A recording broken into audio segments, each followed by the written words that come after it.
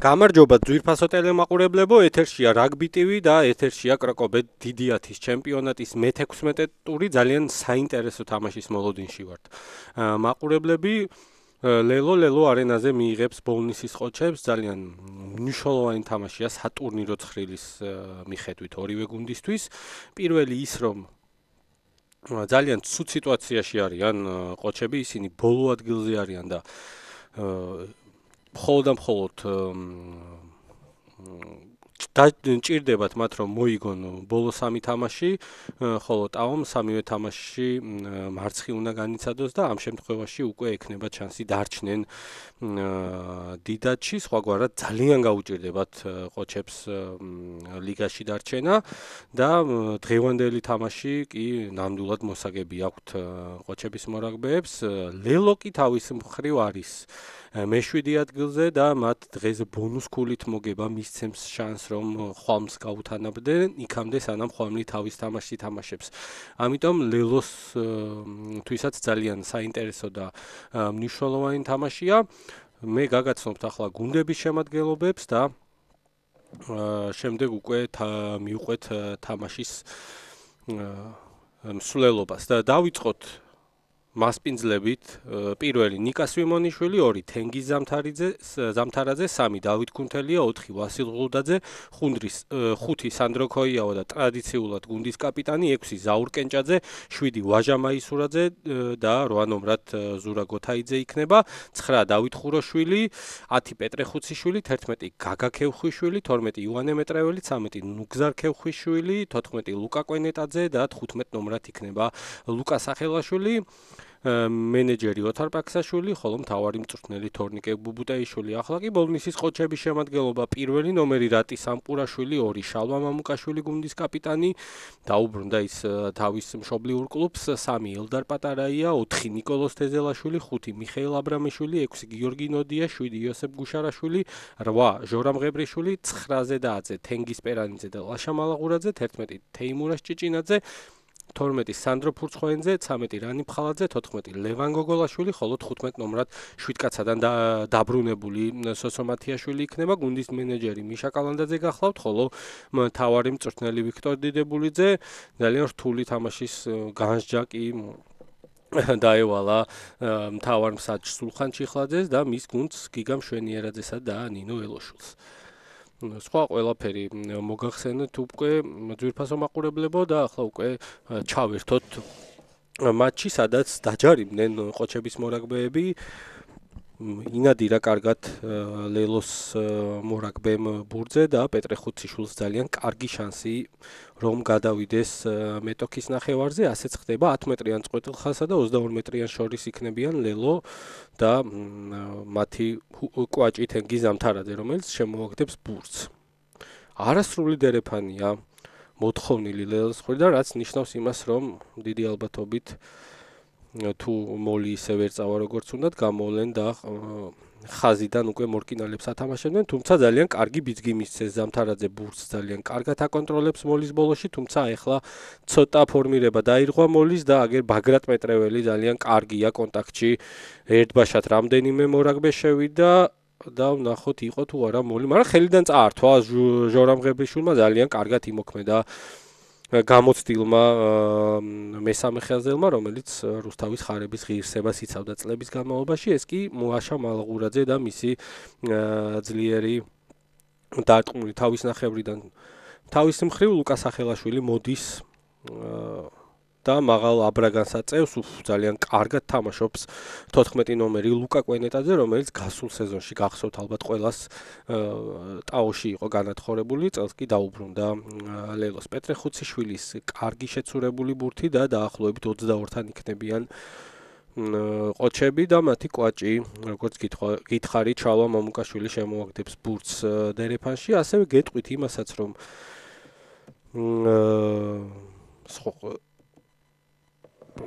ქუთაისური დერბი, რომელიც ახლა მიმდინარეობს ჩვენ რელაივის რეჟიმში შემოგთავაზებთ 6 საათზე, ასე რომ მეც არ ვნახავ შედეგს და არც თქვენ არ გეტყვით ძვირფასო მაყურებლებო, რათა 6 საათზე უფრო კარგად და ომახიანად უყუროთ ამ თამაშს, ხოლო უკვე ერთი თამაში დასრულდა, სადაც დაძაბული პირველი ტაიმის მერე მეორე ტაიმში არმიამ დაჯაბნა მეტოქე და 42-20 დაამარცხა, თან პრემიერული ქულაც აიღო და არმია უკვე ცხრილის ზედა ნაწილში მოექცა 38 ქულით. და ჯერჯერობით არ ემუქრება მას ამ ტურში ზედა 6-ეულის დაკარგვა. გეტყვით რომ დღეს თქვენთან ერთად თამაშს წავიყვანთ მე ირაკლი ბაღათურია და ლუკა კილასონი. ისევ გამარჯობათ, მოკლედ ასე მონათმფლობელობაში გვაქცევს რაგბი TV. მაგრამ ასე სასიამოვნო რა უნდა იყოს ჩვენ იმის წაყვანა იმ სპორტის რომელიც ასე ძალიან გვიყვარს. მოკლედ შემადგენლობები უთხარით უკვე მაყურებლებს. ახლა კი სულხან ჩიხლაძემ ლელოელთა წინ თამაშის მერე დანიშნული შერკინება უკვე მეორედ გადააწყო და ვნახოთ აი ეს შერკინება როგორ დადგება.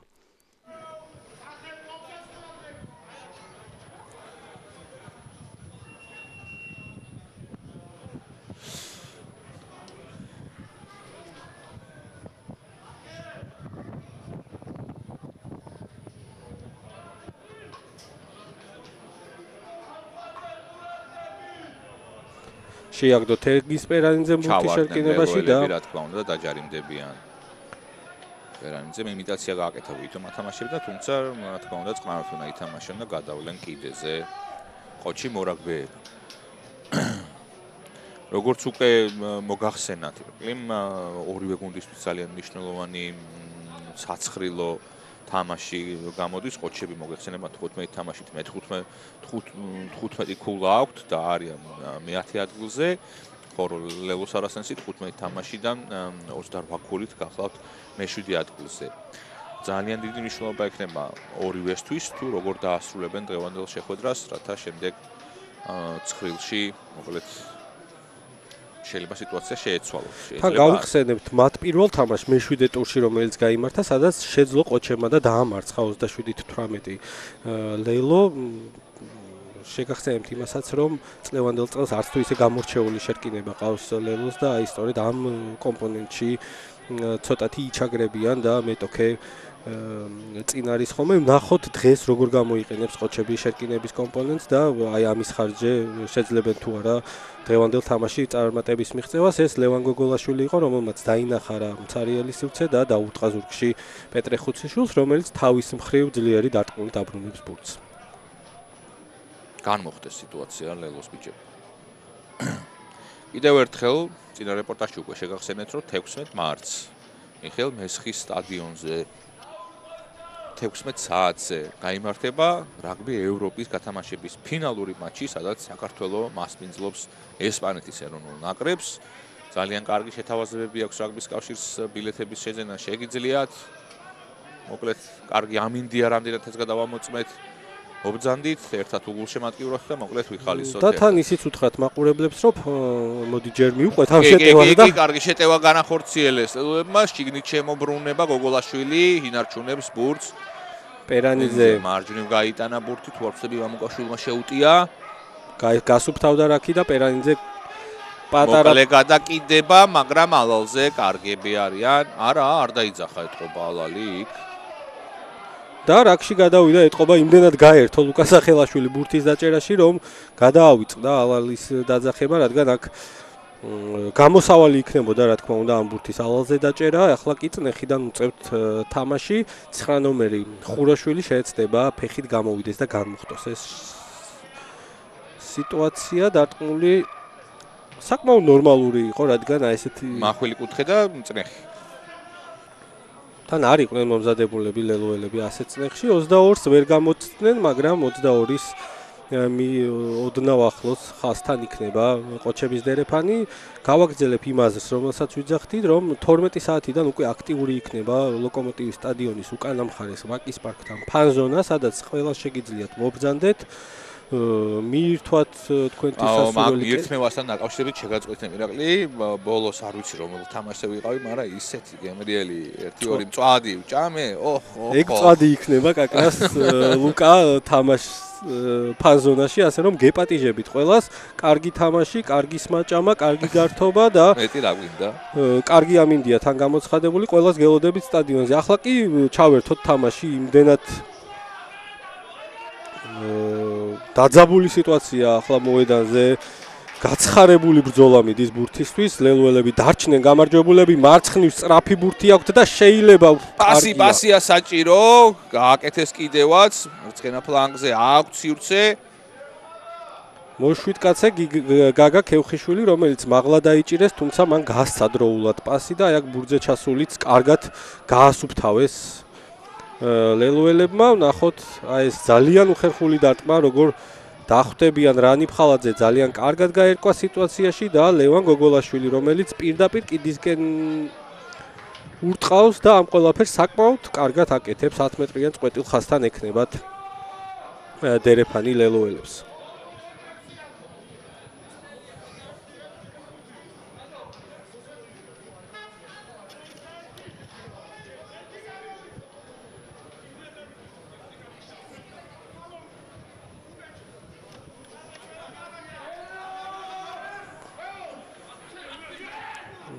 კარგად თამაშობენ ლელუელები დერეფანში გოთაიძემ მოიპარა ბურთი და წავიდა პირდაპირ შალვა მამუკაშვილზე, რომელმაც ასევე ძალიან კარგად შეაჩერა ლელუელი მესამე ხაზელი და ეხლა შეეცდებიან ლელუელები მძიმე მორკინალებით დაიწყონ შეტევები. კოიავას მიძალებაც კარგია ინტერვალში გასუფთავება უკეთესი. ხუროშვილი, რომელიც ძლიერად ურტყავს, თუმცა ალალზე უნდა დაიჭიროს ეს ბურთი სოსო მათიაშვილმა და ასეც ხდება. ამ სიტუაციაში, როდესაც ფეხის დარტყმა ხდება, ორი ვარიანტია, ან ერთი უნდა დაეცეს 22-ში, ისე უნდა დაარტყა, თორე ალალზე დაჭერით პირიქით შეიძლება წააგო კიდევაც მანძილი და მეორე ვარიანტია, რომ 22-ის მისადგომებთან იყოს მაღალი დარტყმული, სადაც ბრძოლა გაიმართება და ალალზე დაჭერის საშუალება აღარ იქნება ამეტოქეს.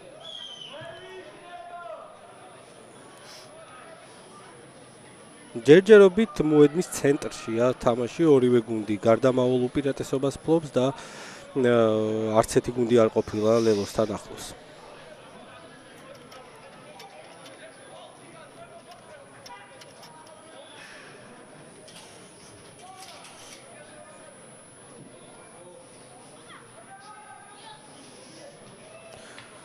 გამოვიდა ბურთი ბაგრატ მეტრევოზე, რომელსაც სამმა გიბოჭვით დახვდნენ ყოჩების მორაგბეები, კარგად აიყვანა ძალიან ქოიავამ, თუმცა შემდეგ კონტაქტის არეში სვიმონიშვილს წინ გადაუვარდა ბურთი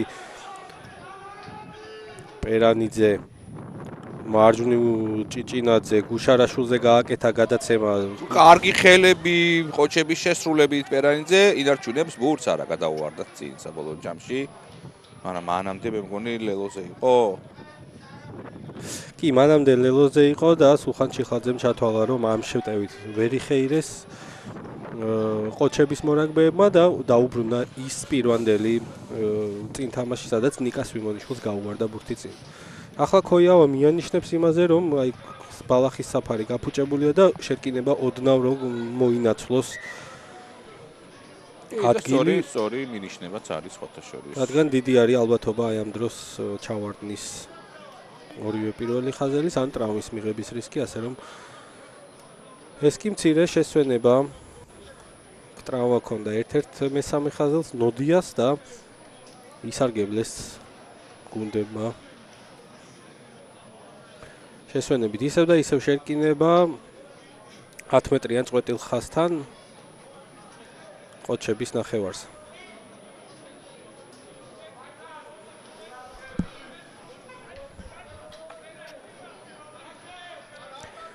ჩვენ კი შეგახსენებთ იმას, რომ რაგბი ტივიზე დღეს დილის 10 საათზე დაიწყო სარაგბო მატჩების ტრანსლირება და სარაგბო ვიკენდის დასაწყისი, ასე ვთქვათ, დღეს პარასკევს იყო და გაგრძელდება თამაშები ხვალ და ზეგ. ხვალ ყველაზე მძიმე დღე გვექნება, იქიდან გამომდინარე, რომ ვიწყებთ სუპერრაგბით.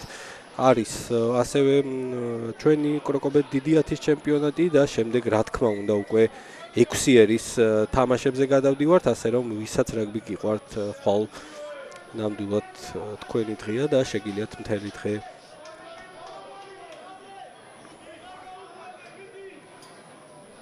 ისიამოვნოთ რაგბით.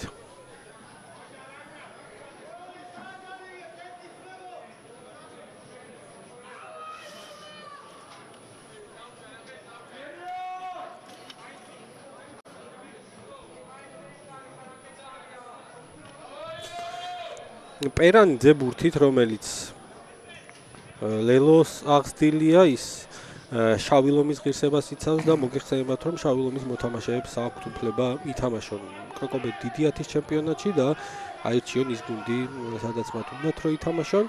აი სწორედ ამიტომაც პერანიძე ახლა არის ყოჩების რიგებში, ყოჩებს პრობლემა აქვს თან 9 ნომრის პოზიციაზე, ასე რომ კარგი გადავსება მიიღეს პერანიძის დამატებით.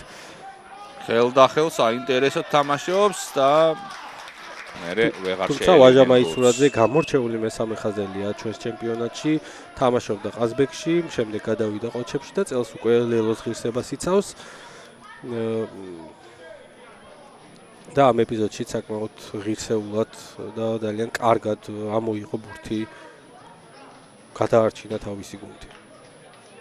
ეს კი ხუციშვილი გამოზომილი დარტყმა, რომელიც ალბათ ერთ-ერთი შესანიშნავი დარტყმა, რაც კი შეიძლება იყოს რაგბიში, 5 მეტრიანთან ძალიან ახლოს გადავიდნენ ლელოელები.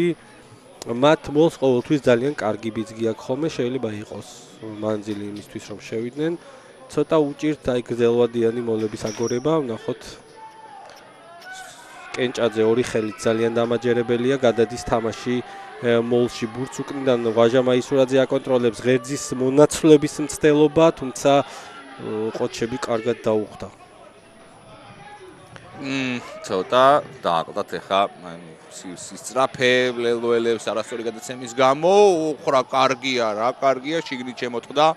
გაგა ქევხიშვილი, რომელიც სოსო მათიაშვილის თანაგუნდელია 7 კაცას. ახლა ჩვენში ჩემპიონატში ნაკრებში ძალიან ბევრი მორაგბე არის ერთმანეთის თანაგუნდელი. გოთაიძე, კარგი მიძალება, კენჭაძე იქვე ახლოს, გამოუტანა ბურთი ქუნთელიაც კარგი იყო. სვიმონიშვილი თავად უტევს. საკმაოდ სწრაფი რაქი აქვს ლელოს, რაც ზრდის მათი მხრიდან ლელოს გატანის ალბათობას. და ჩავარდნა, გვერდიდან გადაყრა, თუ ხელოთ შესვლა, მოკლედ დაჯარიმდა ლელოს არასენსი მოძრაობის 5 მეტრიანთან. თენგიზ ზამთარაძეს მიუთითებდა სულხან ჩიხლაძე.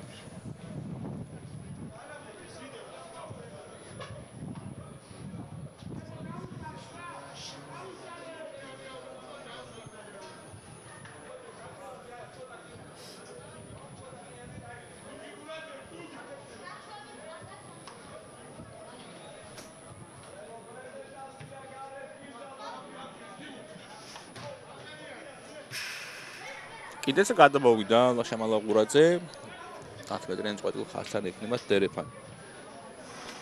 ახლა ნომერ პირველი ამოცანა ყოჩებისთვის იქნება რომ გადავიდეს მეტოქის ნახევარზე და იქ დაიწყოს თამაში, რადგან აი ბოლო 5 წუთია საკმაოდ დიდ წნეხში არიან და უწევთ შეტევების მოგერიება, რაც რა თქმა უნდა შემდეგ უკვე თავის მხრივ შეტევას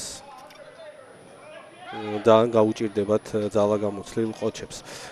მალაღურაძე ძლიერი დარტყმული მეტოქის ნახევარზე, რომელსაც მიყვება მათიაშვილი, კარგი იყო ძალიან ტაიმინგში სოსო მათიაშვილი.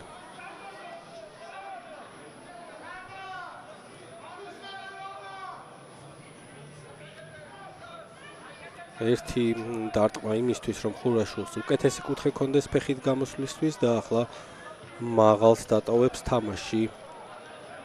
ახალგაზრდა 9 ნომერი.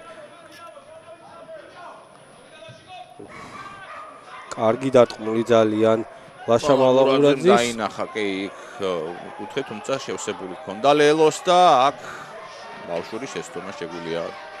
იქაც ბავშვური შეცდომა იყო პეტრე ხუციშვილზე, თუმცა აი აქ ეს უფრო აშკარა იყო ამ სიტუაციაში. მალაღურაძის დარტყმულის დაჭერა ძალიან რთულია და ძალიან უჭირთ უკანა ხაზელებს. იმდენად გამოცდილია ლაშა და გაწაფულია ფეხით თამაში, რომ უქმნის პრობლემებს მეტოქის უკანა ხაზელებს.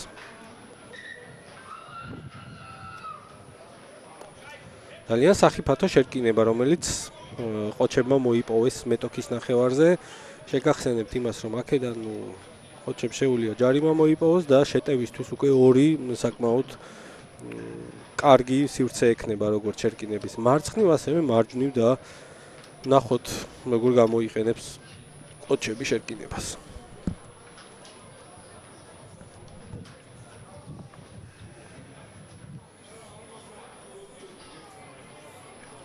ისევ შეჩერება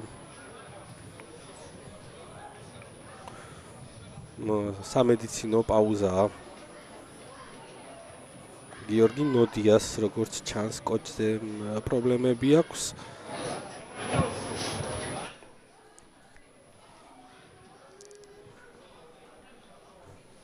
ხო, ტრავმის გამო უბრალოდ პაუზა. Ну 0-0 ჯერჯერობით მე-18 წუთია დაწყებული თამაშის დაწყებიდან და ველოდებით განახლებას.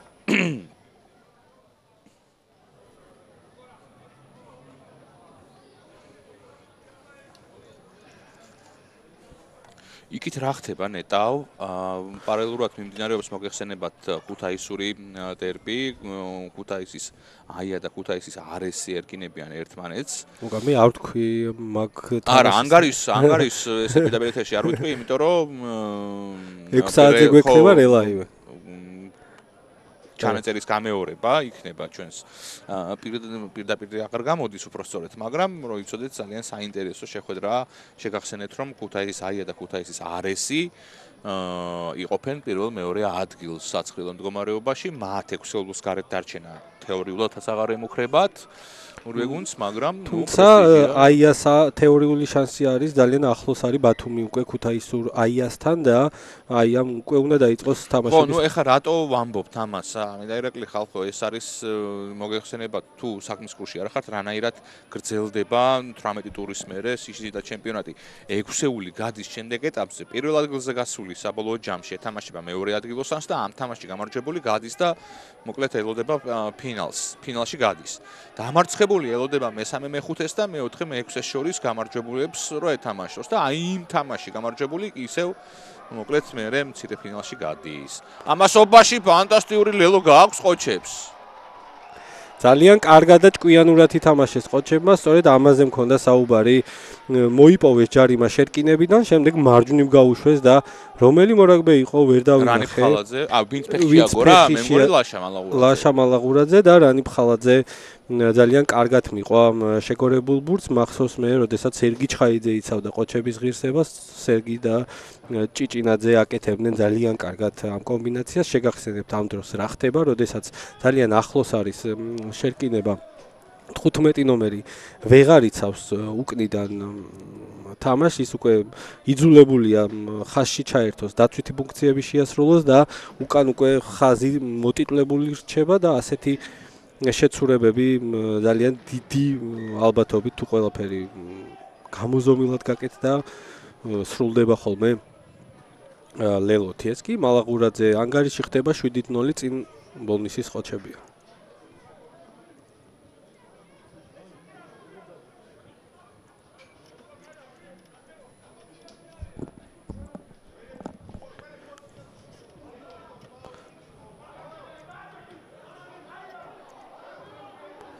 აი აქ პატარა გაუგებრობა მოხდა ყოჩების უკანა ხაზელებს შორის და ძალიან კარგი ბურთი ჩაუვარდათ ლელოს და შეტევისთვის შეუძლიათ გამოიყენონ. ნახოთ მარცხნივ გაიშალა ხუციშვილი, ზღუდაძეზე ძალიან კარგად აწია ხაზი ფურცხვანიძემ, თუმცა ბაგრატ მეტრეველი ინტერვალში წამოვიდა კარგად.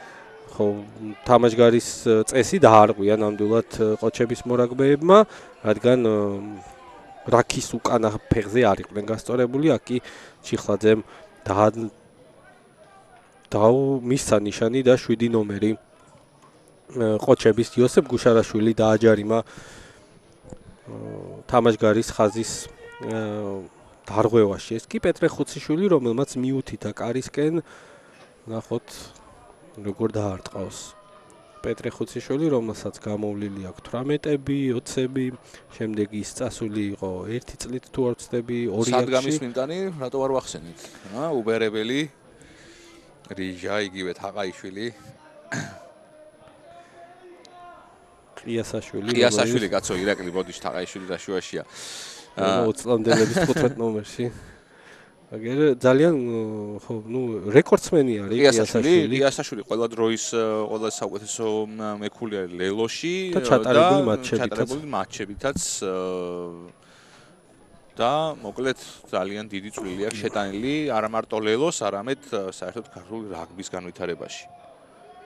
ახლა შეგახსენებთ, რომ 60 წამი აქვს დამტყმას იმისთვის, რომ დარტყმა შეასრულოს, აი აქ კი ჩამოვარდნის შემდეგ კონცენტრაციისთვის იმხელად რომ აღარ ქონდა პეტრე ხოციშვილს, თუმცა საკმარისია მისთვის როგორც ჩანს, ანგარიში ხდება 7-3, საჩუქარი გაუკეთა ყოჩებმა ლელოს, ლელომ ეს საჩუქარი გამოიყენა.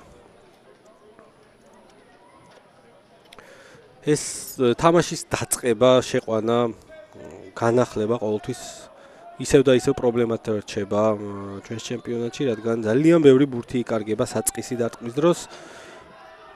აი აქაც წინ თამაში ლელოელების მხრიდან და ზუსტად იგივე მომენტი რაც წინაზე იყო აქ წინ თამაში როგორც ჩანს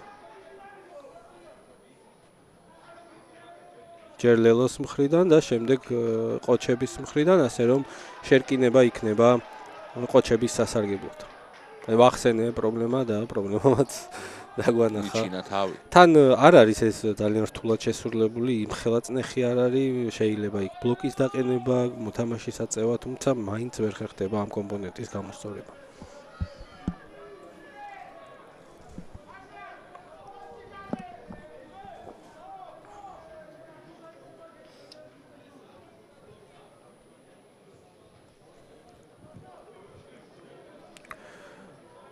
ერთ შერკინებაში ყოჩებმა დააჯარიმა მეტოქე, მეორე შერკინება, რომელსაც ლელო მოყვა, იქაც ჯარიმის უპირატესობა ჰქონდათ, სულხან ჩიხალაძე მოინაცვლა ახლა ღერძი, რადგან ქუნთელიას და სამყურაშვილს შორის არის ძირითადი დუელი, ნახოთ აი ახლა როგორ დამთავრდება.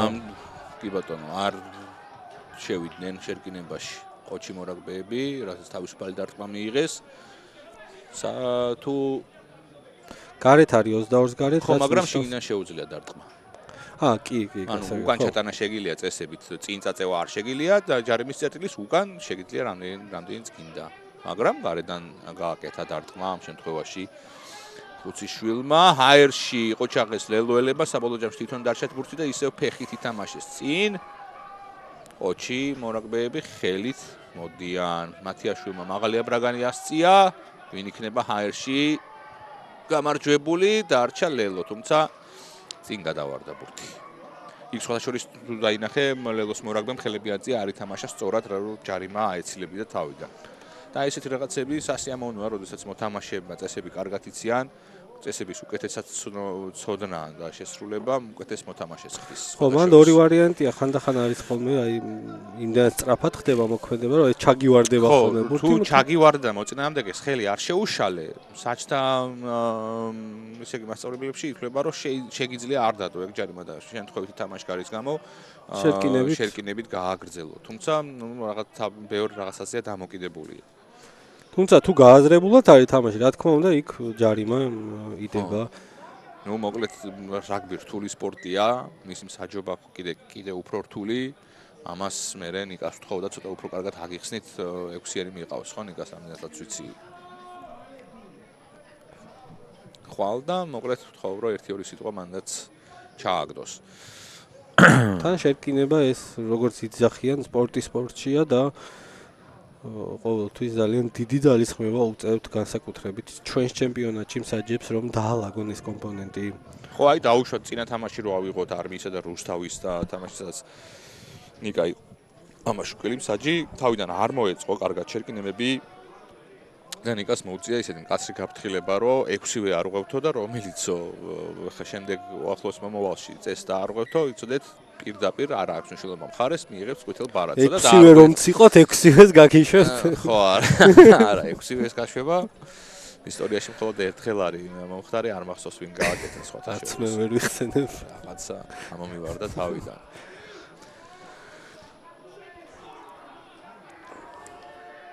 პერანიძე. აი, ასეთი შერკინებები არის სანატრელი.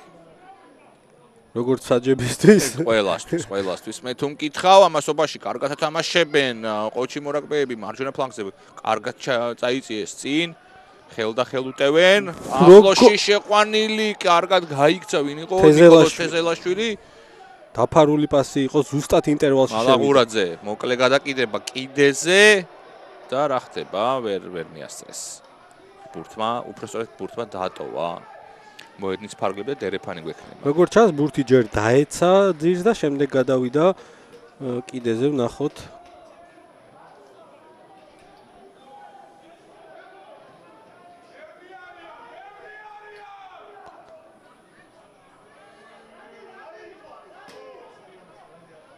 კარგი მოგებული ბურთი და სუფთად გამოვლენ ახლა ლელუელები, დიდი ალბათობით ხუროშვილი სწორედ კიდეს დაუმიზნებს. ასეც ხდება და მშვენივერი დარტყმული შავი ლომის მორაგბის და ლელოს მორაგბის დავით ხუროშვილის მიერ.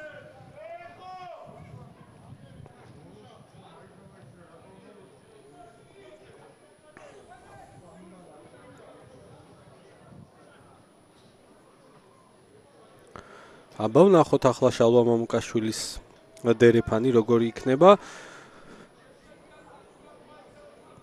მიაღწია ყოჩებმა იმას რაც უნდა და გადავიდნენ მეტოქის ნახევარზე, თუმცა აი აქ ჯერჯერობით ვერ დამკვიდრდნენ, ვერ დაიჭირეს ბურთი კარგად. მათიაშვილი უპასუხებს. სიჩქარე აკრიფა, კარგად ხვდებიან ნიქლელოს მორაგბეები, ბურთი შეინარჩუნა ყოჩებმა. თამაშგარი რა თქმა უნდა. თუ მანამდე წინ თამაში არისო, სიმართლე გითხრა. არა, ჩარჩენილი იყო იქ რაკი იყო დამდგარი და კენჭაძე უკან იხევდა, აი აქ ნახე კენჭაძე აქედანვე ჩაერთო თამაში, თუმცა მანამდე იყო წინ თამაში და სწორედ ამიტომაც სულხან ჩიხლაძემ არ დააჯარიმა კენჭაძე, ვნახოთ ლელუელების ხო ლელუელების არის დავით ხუროშვილი არის ბურთით. როგორც გითხარით, არესი და აია პირველ მეორე ადგილებს იკავებენ და უახლოესი მდევარი 48 ქულით სწორედ ბათუმია. აია არის 56, ხოლო აიას 53 ქულა აქვს, ასე რომ ყველაზე რეალური კანდიდატი სწორედ ბათუმია. ზედა ორეულში შესვლის საინტერესო იქნება ქუთაისური დერბის დასასრული და შემდეგ უკვე მეტი ინფორმაცია გვექნება რა უკეთ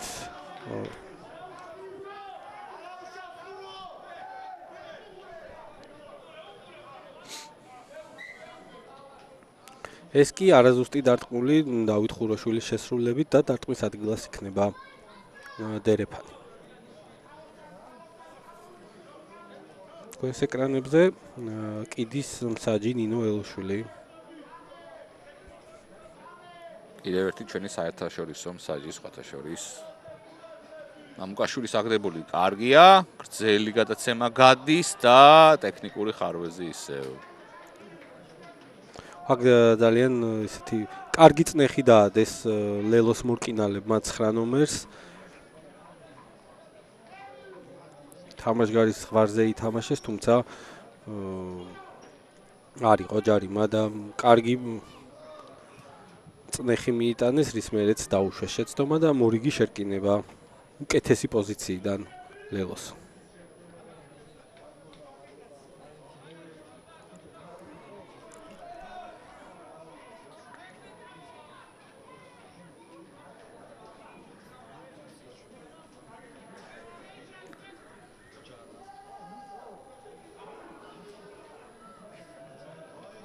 კარგია გოთაიძე კუციშვილი შებრუნებული პასი, მაგრამ გადაზღვევაზე გიორგი ნოდია კარგი იყო. მაგრამ მაღალი იყო და კისერში მოუვიდა, კი ბატონო. აი რთული ეპიზოდია აქედან ჩვენ ვერ შევაფასებთ. იქვე იდგა სულხან ჩიხლაძე, ამიტომ ვიდეოს გარეშე და გამეორების გარეშე მე პირადად ერთი უხერხულობა ამ მოედანს კი აქვს ისე ირაკლი რომ მე რამდენადაც ვიცი თუ არ ვწდები და თუ ჩამისწორეთ ვიდეო რეფერის მოწყობილობის მანქანა ამ სტადიონზე კარგად ვერ დგება.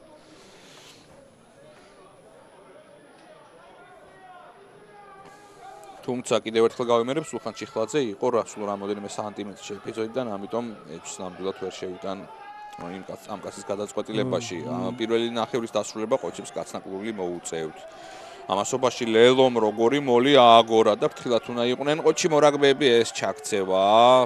აბრამიშვილი ჟორამ ღებრიშვილი იყო, რომელმაც მიწისკენ წაიყვანა მოლი, გოთაიძე უტევს, გუშარაშვილი ძალიან კარგად დახვდა ლელოს მესამე ხაზელს, ზღუდაძე და შალვა ძალიან კარგად იყო ბურთზე ჩასული, მაგრამ ჯარიმის უპირატესობა მოლის ჩაქცევის გამო დაუბრუნდებათ ახლა ლელოელებს. ვაჟა მაიზურაძეს აქვს უკვე წერტილი სწრაფად გაათამაშა, ეს ჯარიმაა ყვითელი ბარათი, რა თქმა უნდა აბრამიშვილს. ნახოთ. გრძელი გადაცემა, შიგნით შებრუნებული პასი და ლელოსთან 3 მეტრები რჩება.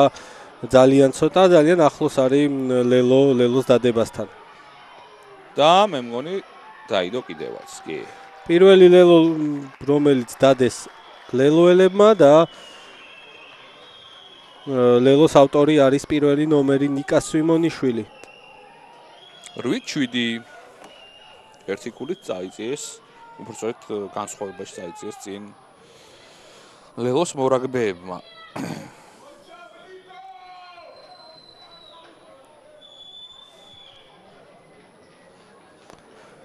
ეს კი პეტრე ხუციშვილი, რომელიც ახლა გარდასახვას დაარტყავს საკმაოდ რთული პოზიციიდან, თუმცა არაერთი და ორი აქვს მას გატანილი ასეთი პოზიცია კიდიდან.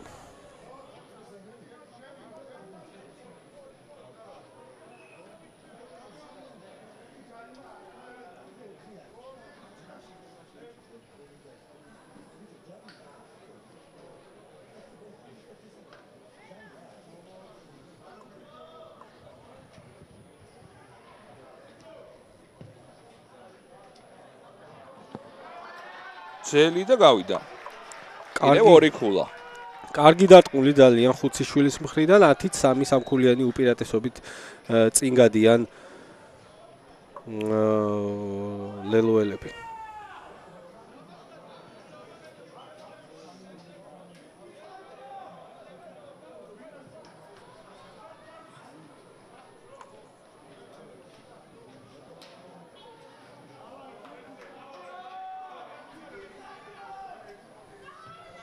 მალაღურაძე გოგოლაშვილი ვერ შესვლა ბურთს და გოთაიძე ძალიან კარგი იყო ამ სიტუაციაში. სწრაფი კონჩეტევის საშუალება, თუმცა ძლიერი ფეხით გამოდის ხუციშვილი თავისი ნახევრიდან, ამ ყველაფერს შესანიშნავად აკეთებს. თუ შეტანილი ბურთი იყო. თუ შეტანილი იყო დარტყმის ხო? დარტყმის ადგილს გასწრული. თუმცა რა კარგად დაარტყა. გადავიდა თითქმის მეტოქის 22-ში.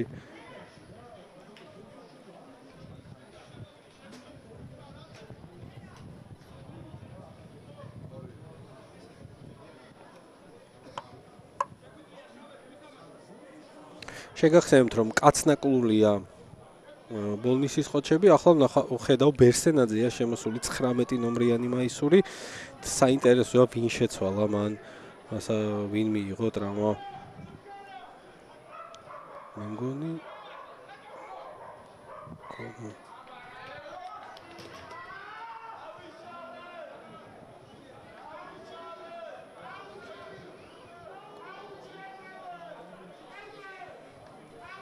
სამწუხაროდ მოსადის ხმა არ შემოდის, მე თვითონ ვერ გავიგე თავისუფალი რაზე იყო, მაგრამ ფეხით გადადის ლელოს არასენსი მოწინააღმდეგის ნახევარზე. უპრობლემოდ უნდა დაეუფლონ.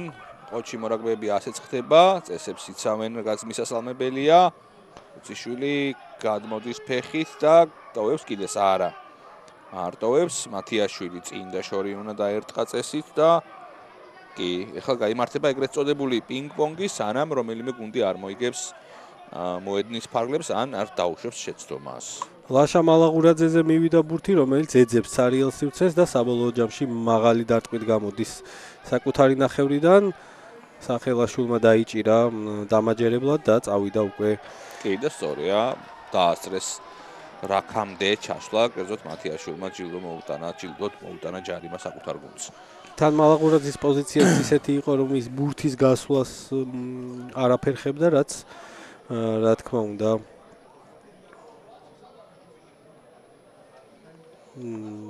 ამყარებს საჯის პოზიციას და ჩვენც დავეთანხმეთ სულხან ჩიხლაძეს, რომელიც მიუთითა პოზიციას და მალაღურაძემ უნდა დაარტყას ახლა გარდასახვა ცოტა შორიდან, ცოტა კუთხიდან მის ოსტატობაზე იქნება ახლა ყველაფერი დამოკიდებული, რამდენად წარმატებით დაარტყავს ის ჯარიმას.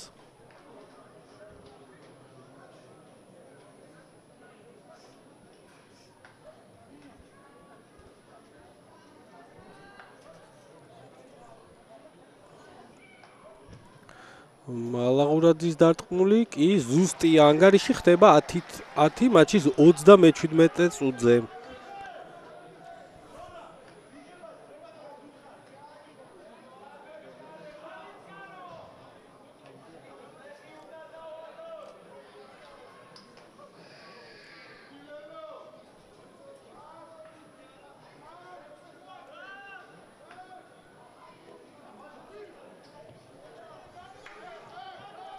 ძლიერი დარტყმული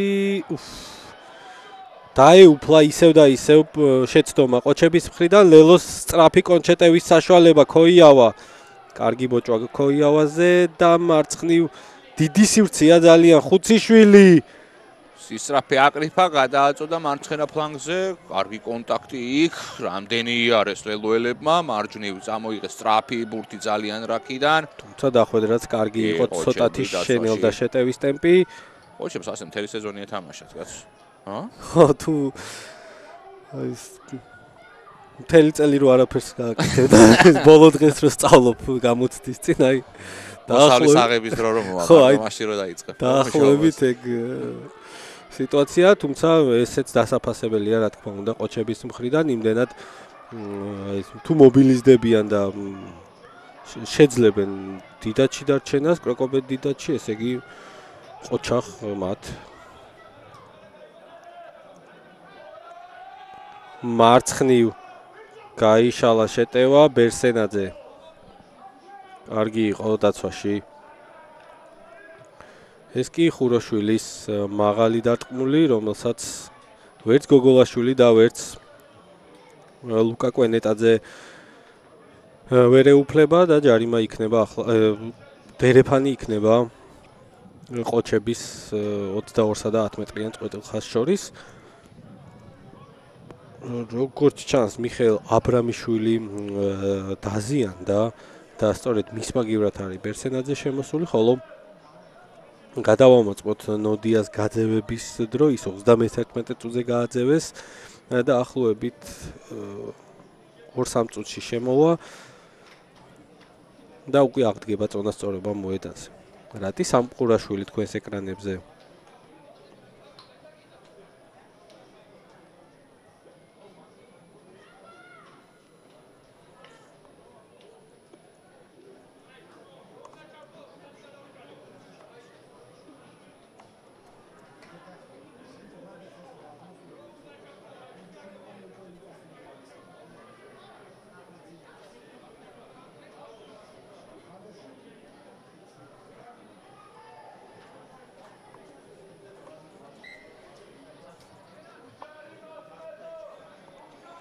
გავიდა ჯარიმოთ რა კაი წინადადებაა რა ყოველთვის ისმის ხომე კარგად ჩაგვესმის ჩვენს რაც ნაკლები ჯარიმა იქნება უფრო კარგი ტემპი მაღალი ტემპი და სანახაობრივი თამაში იქნება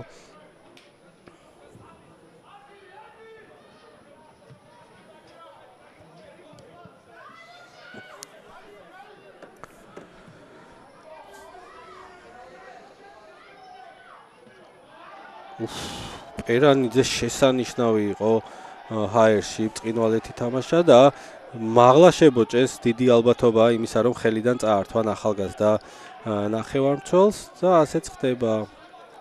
ხო, მაგრამ ამ წეს ლუკა ახსნის, მე შემილია ახსნა, მაგრამ ლუკას შეუძლია უკეთესად ახსნას. ეხლა გეტყვით. რა შესაძლოსაც გავაკეთებ რაგბის წესები თეორიაში მთლიანად ესე იგი დამოკიდებულია სამართლიანობაზე რა.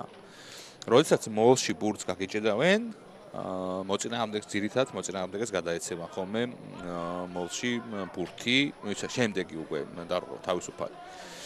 რადგან შენ ვერ შეინარჩუნე მოლში კარგად ბურთი, ვერ გაიტანე დროულად და სამართლიანია. დაკიდებულ ბურთზე სხვანაირად მოქმედებს წესი.